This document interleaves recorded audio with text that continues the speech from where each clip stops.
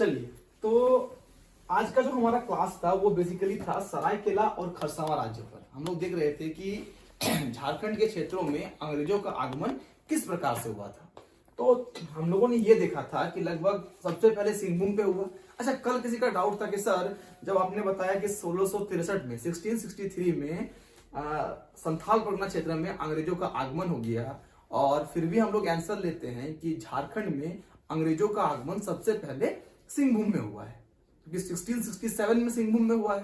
तो आंसर ये क्यों लिया जाता है? देखिए, जब भी हम बताए थे आपको कि राजमहल क्षेत्र में या संथाल परगना क्षेत्र में अंग्रेजों का जो आगमन हुआ था वो पॉलिटिकल तो नहीं हुआ था, केवल क्षेत्राधिकार हो गया था। लेकिन सिंहभूम में आपको हम पढ़ाए होंगे कि सिंहभूम में जो नया राजा बना जगन्नाथ झाल, वो अंग्रेजों के प्रतिनिधि के रूप में बना था।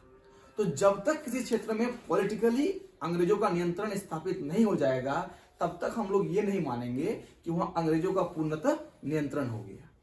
एक होता है कि आपका सैनिक भेज दिए, कार्रवाई कर दी और सैनिक खाए वहां पर सैनिक टुकड़ी को रख दिए, लेकिन वहां के राजा महाराजा वो लोग तो रहते रहे, तो तब तक आप क्या नहीं मान सकते हैं? पूर्णतः नियंत्रण नहीं मान सकते हैं। ये बात क्लियर हुआ।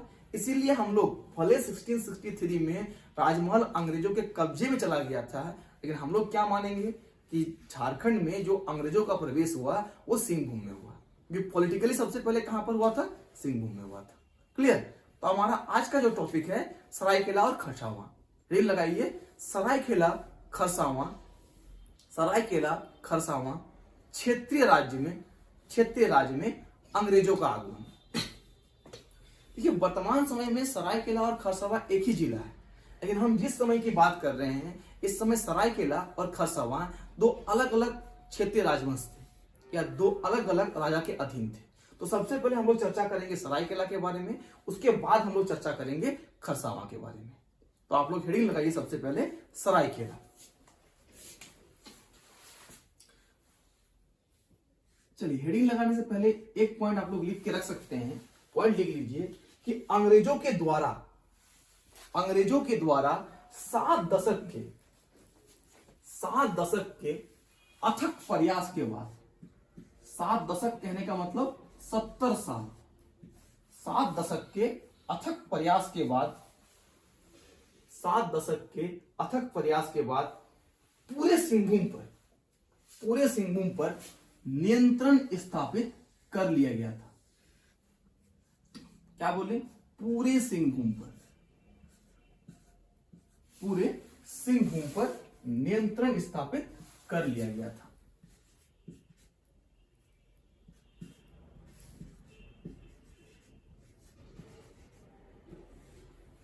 पूरे सिंहभूम पर नियंत्रण स्थापित कर लिया गया था। सोचिए, पूरे सिंहभूम में कोल्हान को भी कर लिया, सबको कर लिया, लेकिन पूरे एरिया में अगर हम झारखंड को छोड़ दें, झारखंड के साथ साथ बिहार को ले लें, बिहार के साथ साथ बंगाल के कुछ इलाका ले लें, कुल मिलाकर अगर हम बात करें जहां तक ब्रिटिश प्रांत फैल चुका था, लगभग मान लेते हैं कि 560 से भी अधिक देसी रियासत को अंग्रेजों ने अपने अधीन कर लिया था 70 साल में। उन 70 सालों के बीच केवल सिंहभूम में नहीं, पूरे बिहार, झारखंड, पश्चिम बंगाल, इन सब में कितने बताएं? 560 से अधिक देसी रियासतों को अपने अधीन कर लिया था। लिख लीजिएगा, 560 से अधिक देसी रियासतों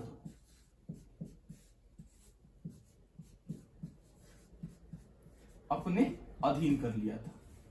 लेकिन इन 560 से अधिक में से केवल 2 ही ऐसा रियासत था जो लास्ट समय तक, अंत के समय तक स्वतंत्र अपना जो संभावना है, अपना क्षेत्राधिकार है, अपनी संप्रभुता है, उसको बनाए रखा था। और वो दोनों कौन कौन थे? सरायकेला रियासत और खरसावां रियासत। तो आप सोच सकते हैं कि क्या गरिमा है कि जो अंग्रेज इस इलाका के 560 से अधिक देसी रियासतों को, जो बड़े बड़े राजा महाराजा थे, उनको अपने अधीन कर लिया, लेकिन केवल 2 छोटे ऐसे रियासत बच गए जहां क्या था? पूर्ण रूप से स्वतंत्र, एकदम अंतिम समय तक रहा।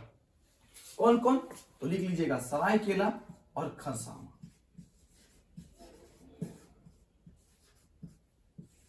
सरायकेला और दूसरा खरसावां।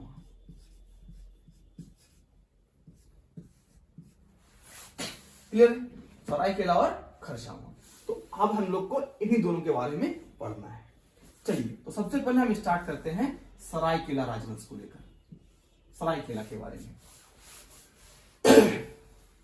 सरायकेला के बारे में हम आपको बता चुके होंगे कि सरायकेला राज्य की स्थापना, इसके जो संस्थापक हुए कौन हुए? विक्रम सिंह। संस्थापक कौन? विक्रम सिंह।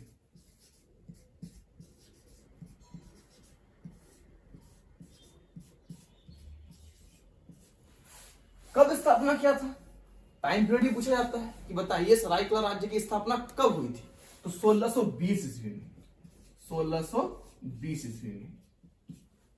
अच्छा, एक सवाल उसको जरूर लिख के रखिएगा नोट डाल के कि विक्रम सिंह था कौन? हम तो लिख दिए सरायकेला राज्य की स्थापना विक्रम सिंह ने की थी, लेकिन विक्रम सिंह के बारे में पूछा जाता है कि विक्रम सिंह कौन थे, या अचानक से कहां से आ गए हैं और सरायकेला राज्य की स्थापना कर दी। असल में हम आपको पढ़ाए थे कि ये पूरा क्षेत्र में क्या था? सिंह वंश चलता था, क्योंकि पुरहाट का क्या था? सिंह वंश। तो पुरहाट नरेश अर्जुन सिंह के छोटे बेटे थे या अंतिम बेटे थे विक्रम सिंह, और यही विक्रम सिंह ने सरायकेला राज्य की स्थापना की थी। तो क्या लिख लीजिएगा? ये विक्रम सिंह था कौन? तो पुरहाट के नरेश, पुरहाट कहने का मतलब सिंह वंश, तो पुरहाट के नरेश अर्जुन सिंह,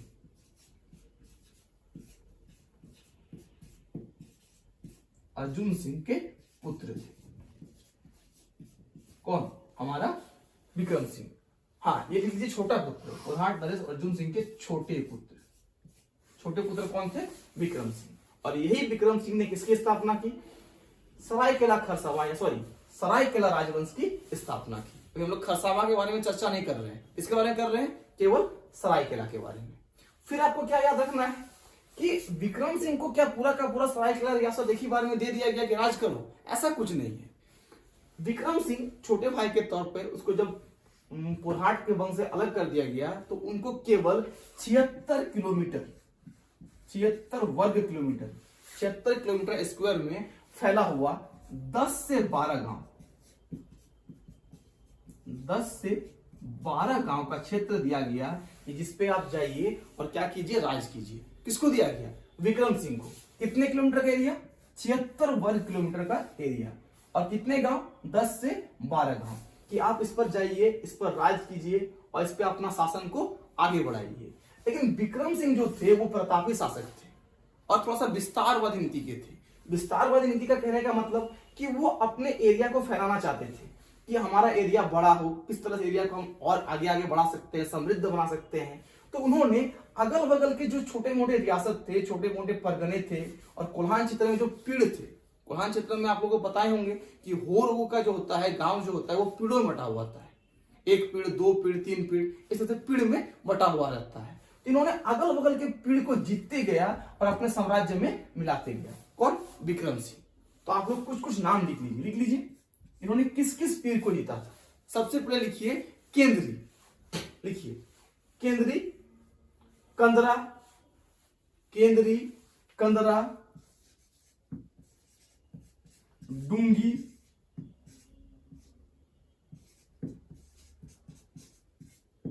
केंद्री, कंदरा, डूंगी, बंगसाई,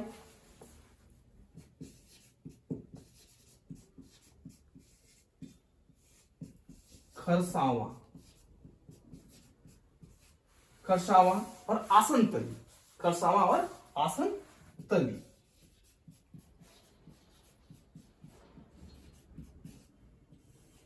खरसावा और आसनतली।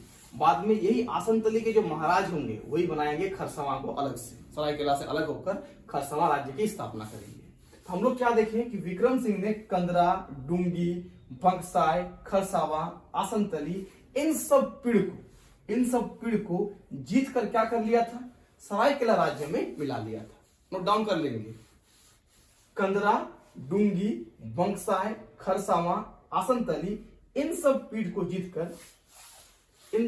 को जीतकर सरायकेला में मिला लिया था। यहां से एक पॉइंट और नोट डाल के लिखना है कि ये जो पीड़ है ये भी तो किसी के अधीन रहा होगा। ये तो मुक्त पीड़ नहीं था, ये मुक्त पीड़ था, यहाँ का कोई राजा नहीं था, जीत कर अधीन कर लिया। ये जो सारा नाम हम लिखे हैं ये सारा का सारा किसके अधीन था? पाटकुम। याद रखना है, पाटकुम। पाटकोम के राजा के अधीन था।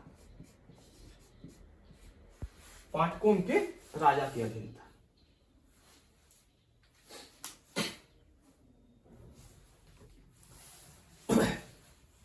राजा विक्रम सिंह के बाद इनके जो वंशज आए, इनके बाद के जो उत्तराधिकार राजा बने, उन लोगों में भी क्या था, एक प्रकार का टेंडेंसी था, यानी विस्तारवादी नीति था। और इसी विस्तारवादी नीति के कारण जो ये 76 किलोमीटर का एरिया था वो बढ़ के लगभग 700 वर्ग किलोमीटर में फैल जाता है। कितने वर्ग किलोमीटर में? 700 वर्ग किलोमीटर में। तो थोड़ा सा हम सरायकेला के बारे में यहाँ पर चर्चा कर रहे हैं आप लोग के साथ, देखते रहिएगा। चलिए इरेज कर देते हैं।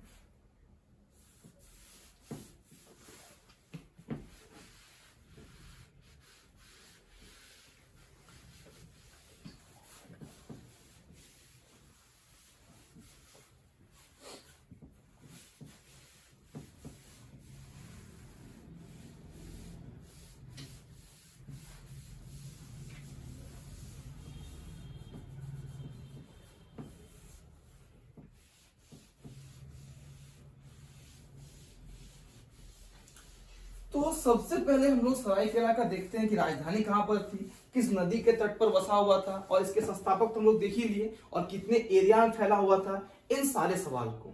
तो सबसे पहले हम क्या बताते हैं, सरायकेला। सबसे पहले क्या लिखना है, इसका क्षेत्र, इसका एरिया यानी कि क्षेत्र। तो लिख लीजिए क्षेत्र। कितना था क्षेत्र? तो ये 76 से बढ़ के हो गया 700 किलोमीटर स्क्वायर। 700 किलोमीटर स्क्वायर किसका क्षेत्र हो गया? सरायकेला रियासत का। विक्रम सिंह को मिला कितना?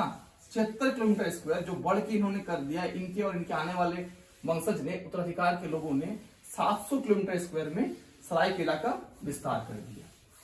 चलिए आगे देखते हैं। अब हम लोग बात करें इसके इस साइड पे, मतलब उत्तर में, सरायकेला के उत्तर में। मैप में आप लोग जरूर देखिएगा, अभी ऐसे ही बना लीजिए। उत्तर में क्या होगा? मानभूम। ये भी अंग्रेजों के अधीन हो गया था। नाम क्या है? मानभूम, यानी सरायकेला के उत्तर में मानभूम। उत्तर, और ये पश्चिम, उत्तर पश्चिम वाला इलाका, इस साइड वाला जो इलाका है, यहाँ पे हमारा क्या है? छोटानागपुर खास, यानी कि नागवंश। कौन सा वंश? नागवंश। इसके पूरब में चल जाएंगे, इस साइड पे चल जाएंगे, तो ये हो गया हमारा ढालभूम।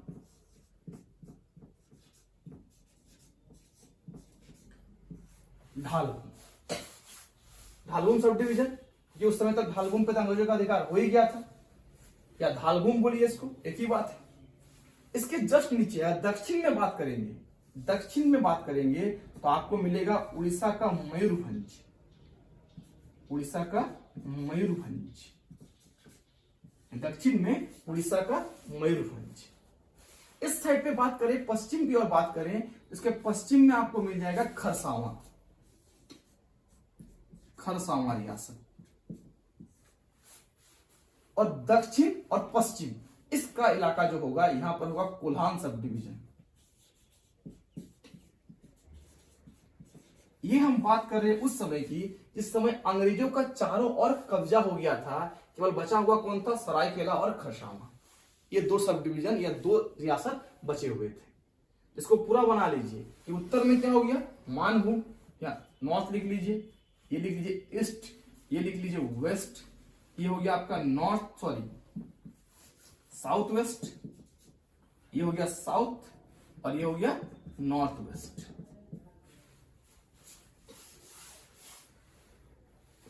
अब इसका नाम सरायकेला क्यों पड़ा, इस पे जान लीजिए, क्योंकि ये जो रियासत की स्थापना की थी, इसका हेडक्वार्टर था सरायकेला। हेडक्वार्टर यानी कि मुख्यालय कहां पे था? सरायकेला। सरायकेला इसका मुख्यालय था, और मुख्यालय होने के कारण ही पूरे रियासत का नाम क्या पड़ गया? सरायकेला। पूछा जाता है कि सरायकेला रियासत की जो राजधानी थी सरायकेला, वो किस नदी के तट पर अवस्थित थी? तो आप लोग स्वर्ण रेखा मत मार के आइएगा, क्या टिक करके आइएगा? खरकई नदी। किस नदी के तट पर? खरकई नदी के तट पर। ये सवाल भी आपसे पूछेगा, इसका भी आंसर आप आराम से दीजिएगा। क्या दीजिएगा कि सरायकेला के जो राजवंश है, जो क्षेत्रीय वंश है, वो कहां पे है? खरकई नदी के तट पर स्थापित है। कौन सी नदी? खरकई नदी। क्लियर है?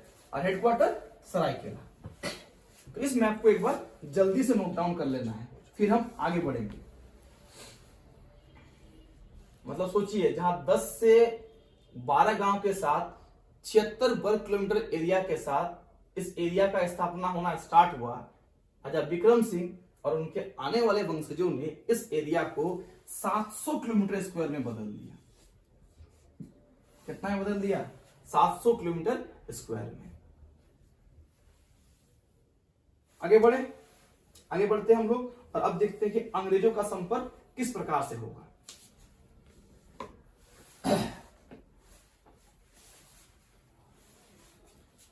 चलिए इस मैप को देते हैं, यहां से हम स्टार्ट करते हैं लिखना। यहां देखिएगा, अंग्रेजों का जो सरायकेला के साथ एक तरह से संबंध स्थापित हुआ, अंग्रेज लोग भी सरायकेला को समझने लगे, सरायकेला भी अंग्रेज को समझने लगे। ये जो संबंध स्थापित हो चुका, ये संबंध स्थापित हुआ है 1770 को।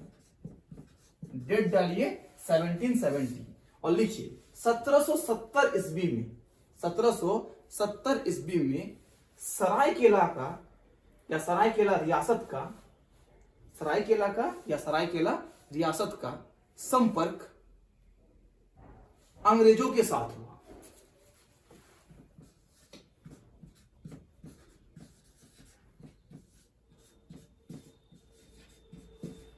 अंग्रेजों के साथ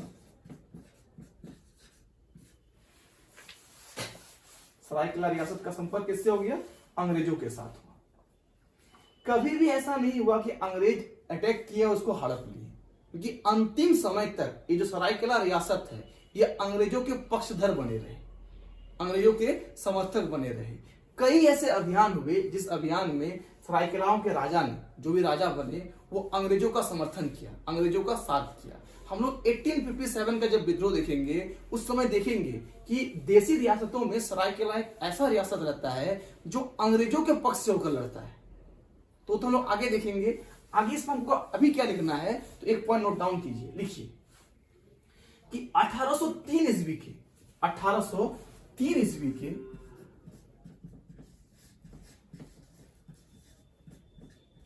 अंग्रेज मराठा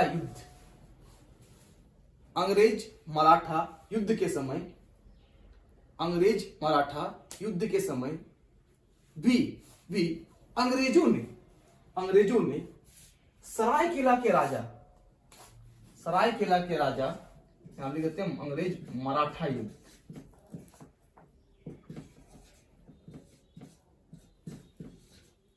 अभिराम सिंह, सरायकेला के राजा अभिराम सिंह से सहायता मांगी थी। इस समय सरायकेला के राजा कौन? अभिराम सिंह।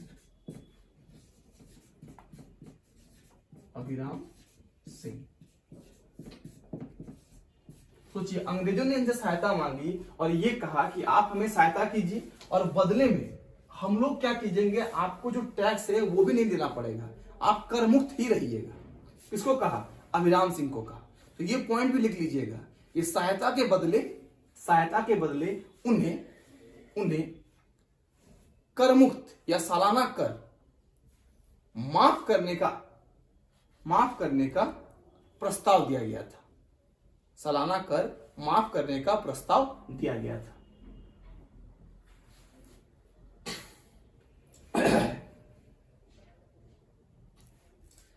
आगे बढ़ते हैं, चलिए करते हैं थोड़ा सा हम लोग।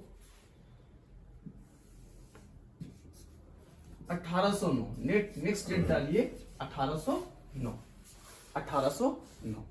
1809 के आसपास जब लॉर्ड मिंटो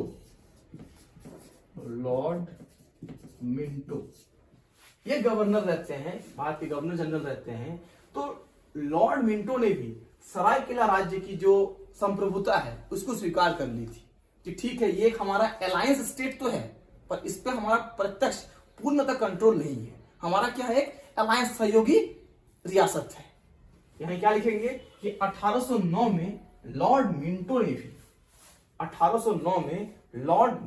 भी सरायकेला राज्य की स्वतंत्र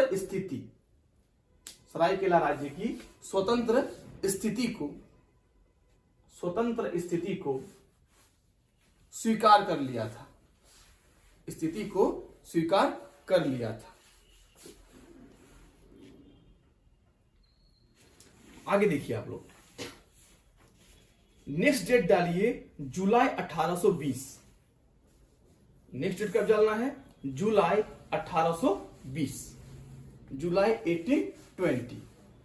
अब जुलाई 1820 का ऐसा क्या हुआ था? तो एक तमाड़ के शासक थे, हाँ ठीक है लिखिए, एक तमाड़ के शासक थे या विद्रोही नेता थे, तमाड़ के विद्रोही नेता थे, नाम था रुदन सिंह। तमाड़ के विद्रोही नेता रुदन सिंह। इस साइड पर लिख देते हैं हम, जुलाई 1820। तमाड़ के विद्रोही नेता का नाम क्या है? रुदन सिंह।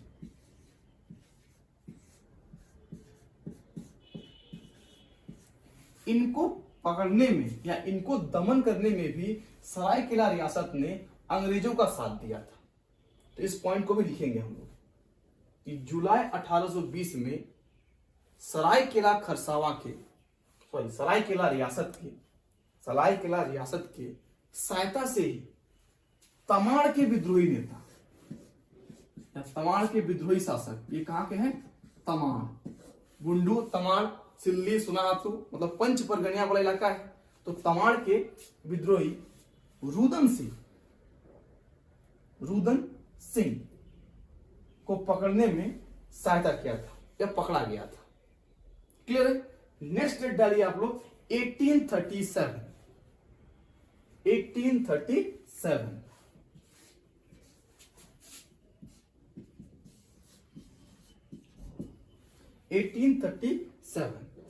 1837 में हम लोग ये देखते हैं कि इस समय तक पूरे कोल्हान पर अंग्रेजों का अधिकार स्थापित हो गया था। और जो कोल्हान दिशुम था, जो लड़ाकू कोल जनजाति था, उस पर भी एक तरह से अंग्रेजों का अधिकार हो चुका था। तो जब कोल्हान में 1837 ईस्वी तक जब हम लोग क्या देख रहे हैं, कोल्हान क्षेत्र में अंग्रेज पदस्थापित हो गए, अंग्रेजों का अधिकार हो गया, तो कोल्हान क्षेत्र में हम लोग देखेंगे विल्किंसन रूल लागू किया गया था। आप लोग पढ़े होंगे कि विल्किंसन ने उस क्षेत्र को मान्यता भी दी थी। हो लोग के कई सारे जो हो दिशुम के लोग होते हैं, हो लोग का जो मानकी मुंडा शासन व्यवस्था होता है, उसको भी मान्यता दिया था। तो उसी के आधार पर यहां पर एक अधिकारी की नियुक्ति की गई थी, और यहां पर जो अधिकारी को नियुक्त किया गया, उस अधिकारी के अधीन सरायकेला को भी लेकर आया। कहने का मतलब 1837 ईस्वी तक जब कोल्हान क्षेत्र में अंग्रेजों के अधिकार हो गए, और अंग्रेजों के द्वारा जब इस क्षेत्र में एक राजस्व अधिकारी का पद सृजन किया गया, तो सरायकेला को भी इसी अधिकारी के अधीन कर दिया गया। मतलब अधीन कहने का मतलब राजा फिर भी वहां पर है, केवल क्या अधीन हुआ कि अब ये जो टैक्स दे रहा था, ये कहां पर दे देगा? इस अधिकारी को दे देगा। बस इतना ही। तो हम लोग क्या समझे कि 1837 में जब कोल्हान में राजस्व अधिकारी आए, तो अब सरायकेला का टैक्स कहां जाने लगा? कोल्हान के उसी अधिकारी के पास जाने लगा। क्लियर है? अब हम लोग नेक्स्ट डेट डालते हैं 1899।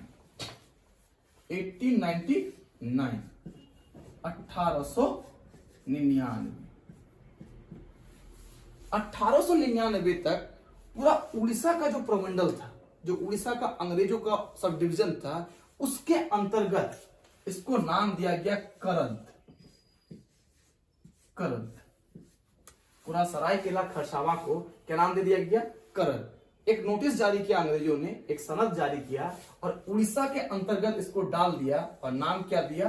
करद। तो आपको क्या सकता है, इनमें से करद किसका नाम है या किस क्षेत्र को अंग्रेजों ने करद की संज्ञा दी थी?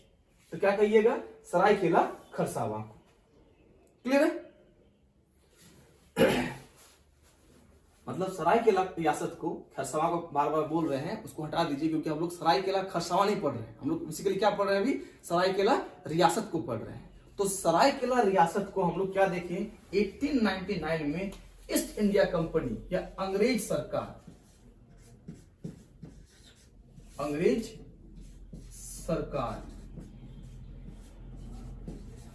सरकार ने किसकी संज्ञा दी थी? तो करद की संज्ञा दी थी। करद किसके अधीन? उड़ीसा के अधीन। तो लिख लेंगे 1899 में अंग्रेज सरकार ने सरायकेला रियासत को करद के नाम से, किस नाम से? करद के नाम से पुष्टि की है, जो उड़ीसा के अधीन था। इसके अधीन? उड़ीसा के अधीन। उड़ीसा के अधीन। अच्छा, एक चीज छूट गया, 1847 के विद्रोह के बारे में हम नहीं बताएं, उसको भी जल्द से लिख लीजिए। 1837 के बाद एक लिखिए 1857।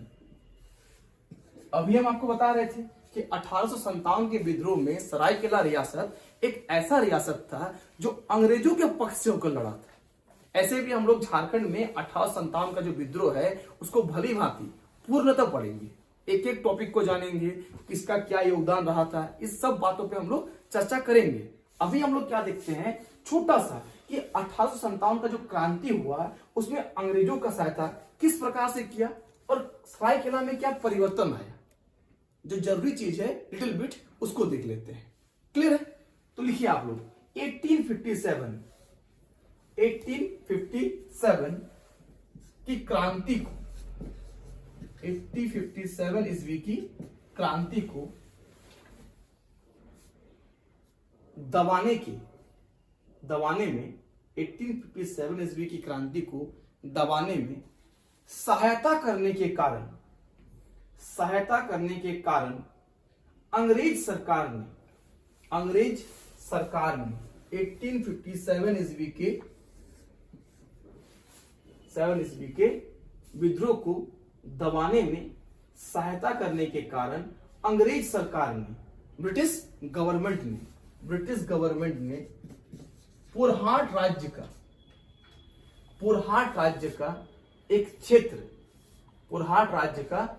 क्षेत्र, उस क्षेत्र का नाम क्या दीजिएगा? कराईकेला।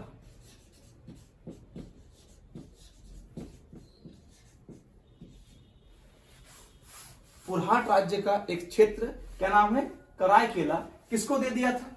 सरायकेला के महाराज को दे दिया था, या सरायकेला रियासत को उपहार स्वरूप दे दिया था। इस पॉइंट को याद रखिएगा। सीधा आपसे पूछेगा कि बताइए कि जब 1857 का विद्रोह हुआ और सरायकेला ने ब्रिटिश गवर्नमेंट का सहायता किया तो उन्हें कौन सा क्षेत्र दिया गया? तो कराईकेला का क्षेत्र दिया गया। कराईकेला का क्षेत्र पहले किसमें शामिल था? तो पुरहाट में शामिल था। तो अंग्रेजों ने क्या किया? पुरहाट के कराईकेला का क्षेत्र किसको दे दिया? हमारे सरायकेला के महाराज लोग को दे दिया।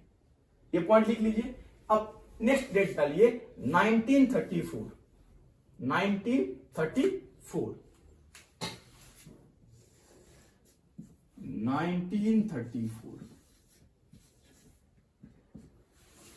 1934 में जो शासक बने यहां पर, उन शासक का इस पे बहुत बड़ा योगदान रहा। 1934 का जो शासक बना आदित्य नरेश हम लोग कह सकते हैं, उनका इस पूरे क्षेत्र पर बहुत बड़ा योगदान रहा। उन्होंने कई सारे सरायकेला क्षेत्र के लिए सुधारात्मक कार्य किए। अभी तक जितने सारे राजा बने थे, जितने सारे बड़े बड़े राजा आए थे, वो क्या किए थे? इस क्षेत्र को केवल अंग्रेजों के सहायता के लिए हेल्प करता था, अपने क्षेत्र का उत्थान कभी नहीं किया। फिर हम लोग देखेंगे 1934 में जब नए शासक बनेंगे और उन शासकों में क्या होगा? मतभेद भी होगा, भाई भाई में मतभेद होगा। लेकिन उसमें से एक शासक रहते हैं जो पूरे सरायकेला खरसावां को डेवलप करने का, वहां पे पुलिस या थाना की स्थापना करवाने का, वहां पर नगर पंचायत की स्थापना कराने का, या फिर वहां पर जो गांव का विकास है, नाले वगैरह की स्थापना करवाना, नहर खुदवाना, इन सब कार्य करवाते हैं। तो आप लोग डेट डालिए 1934 और लिखिए 1934 लिखिए कि ब्रिटिश रेजिडेंट ने, लिख लीजिए तो समझ में आएगा आप लोग को। ब्रिटिश रेजिडेंट ने उड़ीसा और करद में, करद कहने का मतलब हम लोग देख रहे हैं कि सरायकेला को ब्रिटिश कंपनी करद नाम से संबोधित कर रहा है। तो उड़ीसा और करद में अलग अलग कचहरी जेल,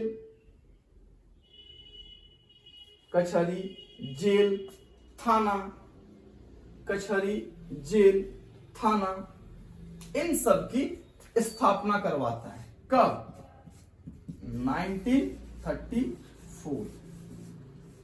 जैसे इन्होंने इन सब का स्थापना करवाया, लेकिन कोई भी देखिए लोक कल्याणकारी कार्य नहीं करवाया, केवल अपने प्रॉफिट के लिए कचहरी बनवा दिया, थाना बनवा दिया, जेल बनवा दिया, लेकिन क्या लोगों का विकास किया? तो उस समय उड़ीसा के सरायकेला के शासक हुए, लिखिए, आदित्य नारायण देव। ठीक है, आदित्य नारायण देव या आदित्य नरेश देव, दोनों नाम याद रखिएगा।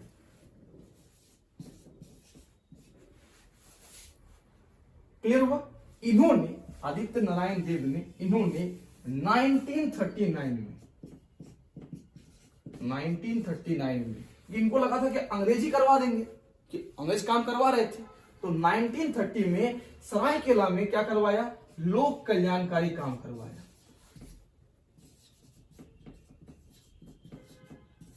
लोक कल्याणकारी काम करवाया। यहां से अगर एक सवाल आपसे सिंपली पूछ लिया जाए कि झारखंड के किस क्षेत्र में प्राचीन काल में पंचायती राज की स्थापना की गई थी, तो ये हमारा सरायकेला का क्षेत्र पहला ऐसा क्षेत्र था जहां पर आदित्य नारायण देव ने 1939 में लोक कल्याणकारी व्यवस्था को लाने के क्रम में ग्राम पंचायत यानी गांव का मुखिया एक होगा, इस तरह का सिस्टम को डेवलप किया था। पूरी तरह से वो पंचायती राज तो हम नहीं कह सकते हैं, ये वर्ड यूज नहीं कर सकते हैं, लेकिन इसी प्रकार का सिस्टम को डेवलप किया था।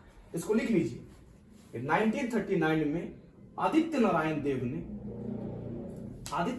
देव ने सरायकेला क्षेत्र के लिए लोक कल्याणकारी व्यवस्था स्थापित की थी।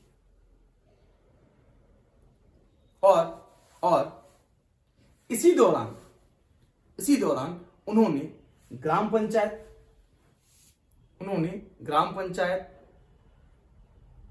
नहर,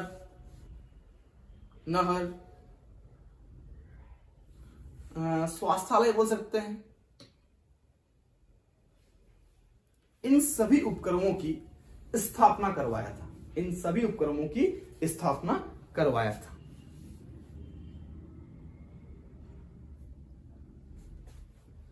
फिर हम लोग देखते हैं कि 1947 में हमारा देश आजाद होता है, और देश आजाद होने के बाद सरदार वल्लभ भाई पटेल सबका एकीकरण करवाया था। तो ये कहां से अलग रहता है?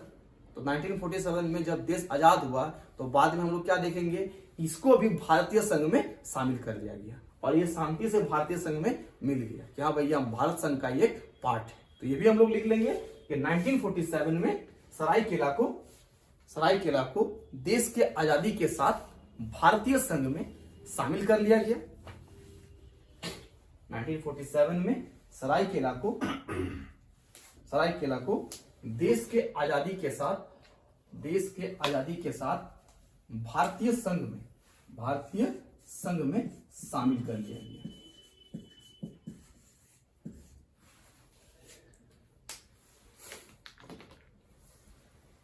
ठीक है, इसके आसपास फिर हम लोग वो सब पढ़ेंगे। इसके जैसे हम लोग आगे बढ़ेंगे आजादी के बाद, तो सरायकेला का जो गोलीकांड है वो भी हम लोग पढ़ेंगे। ठीक है, 1 जनवरी के दिन वो भी हुआ था। तो ये सब क्यों हुआ था? तो उसको उड़ीसा में मिला दिया गया था, तो अभी उसको हम नहीं देख रहे हैं, वो एक अलग सा हमारा टॉपिक है जब हम लोग पढ़ेंगे राज्य गठन, झारखंड राज्य निर्माण आंदोलन, कि झारखंड राज्य को पृथक राज्य बनाने के लिए जो आंदोलन चल रहा था उसमें क्या योगदान रहा, और उसी आंदोलन के क्रम में यह हुआ था खरसावा गोलीकांड। ठीक है, क्योंकि हुआ था क्या कि इस एरिया को जब भारतीय संघ में मिला लिया गया, मिलाने के बाद इसको सिंपली कहां दे दिया गया, एक उड़ीसा का पार्ट बना दिया गया था, और ये उड़ीसा का पार्ट बनकर रहना नहीं चाहते थे, क्योंकि ये स्टार्टिंग से क्या था, इंडिपेंडेंट रियासत था, खुली रियासत था, स्वतंत्र रियासत था। तो इनको कहना था कि भैया हम उधर नहीं जाएंगे, हम बिहार और झारखंड का जो हिस्सा था इसी पे बने रहेंगे। झारखंड का जो संप्रभु वाला एरिया का है, जिसको हम लोग दक्षिण बिहार कहते हैं, उसी का पार्ट पे रहेंगे। क्लियर है। और इसी को लेकर जयपाल सिंह मुंडा जी का एक बहुत बड़ा सम्मेलन होने वाला था, और उसी सम्मेलन के दौरान हम लोग देखेंगे गोलीबारी होगी और बहुत सारे लोग मारे जाएंगे। इसको हम लोग कह सकते हैं कि झारखंड क्षेत्र का एक जालियांवाला बाग हत्याकांड के रूप में या नरसंहार के रूप में देखा जाता है। तो जब हम लोग झारखंड राज्य निर्माण आंदोलन पढ़ेंगे 1912 से लेकर 2000 तक की जो कहानी है, उस जगह पर हम लोग उसको डिटेल्स में पढ़ेंगे। तो अभी तक आप लोग 1947 तक ही याद रखिए। 1947 ईस्वी में सरायकेला रियासत को क्या कर लिया गया, भारतीय संघ में शामिल कर लिया गया। ठीक है, तो आज के लिए इतना है। कल की क्लास में हम लोग आगे बढ़ेंगे। चलिए, थैंक यू।